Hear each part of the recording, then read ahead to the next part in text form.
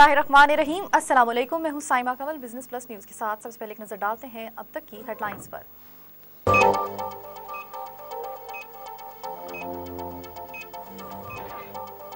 बलूचिस्तान में बदअमनी केस की समाअत। चीफ जस्टिस ऑफ पाकिस्तान का मुख्तलिफ इदारों के सरबराहों के अदालत में पेश न होने पर सख्त इजहार बरहमी।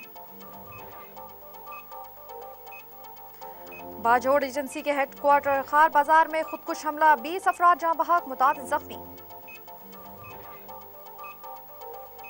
लियारी में जारी ऑपरेशन 8वें रोज में दाखिल। सदर और वजीर आला सिंध समेत दीगर सूबाई वज़रा को इस्लामाबाद तलब कर लिया गया।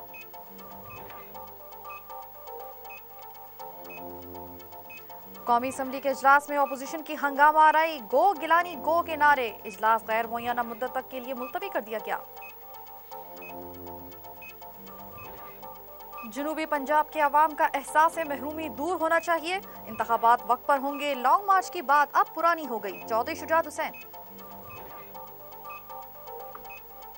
और रूस के इलाके दागिस्तान में पुलिस पोस्ट के करीब 2 धमाकों में 20 अफराद लुक़मा अजल बन गए, जबकि 30 के करीब जख्मी।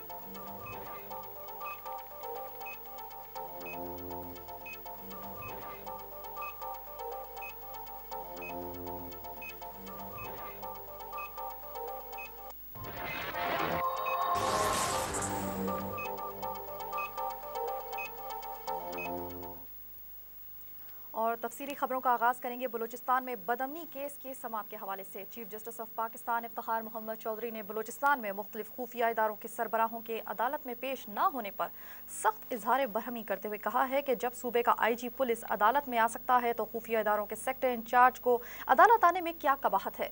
दूसरी जानिब सुप्रीम कोर्ट के हुक्म पर गुज़श्ता माह कोयटा के नवाही इलाके से लापता होने वाले 3 अफराद मंजर आम पर आ गए हैं।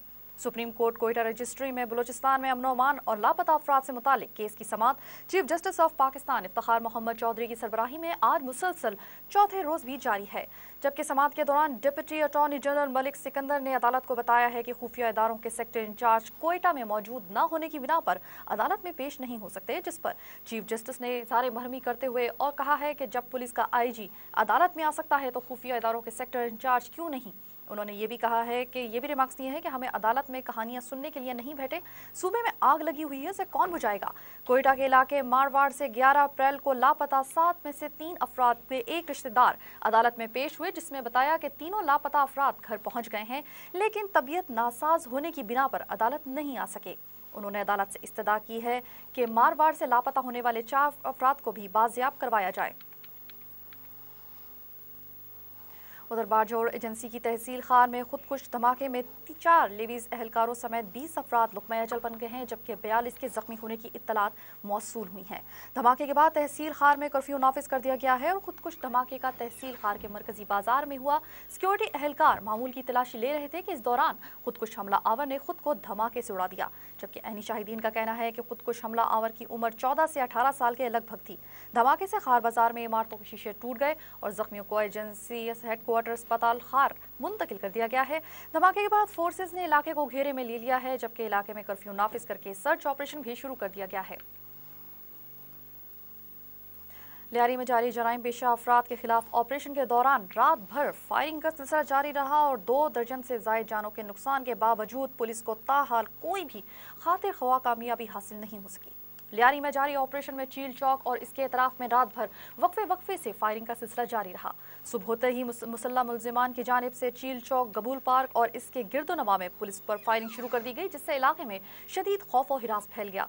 पुलिस और सिक्योरिटी फोर्सेस की जवाबी कार्रवाई पर मुसल्लह मुलजिमान वापस अपने मोर्चों में चले गए। पुलिस और FC के जवान ऑपरेशन को हतमी शक्ल देने के लिए अपने मोर्चों में पहुंच चुके हैं। वाज़ेह है कि पुलिस की जानिब से दावा किया गया था कि आज ऑपरेशन को हतमी शक्ल दी जाएगी और तवक्को की जा रही है कि रेंजर्स भी आज से लियारी में होने वाले ऑपरेशन का हिस्सा बन जाएगी।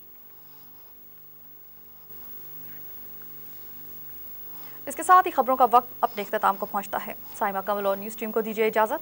अल्लाह हाफिज।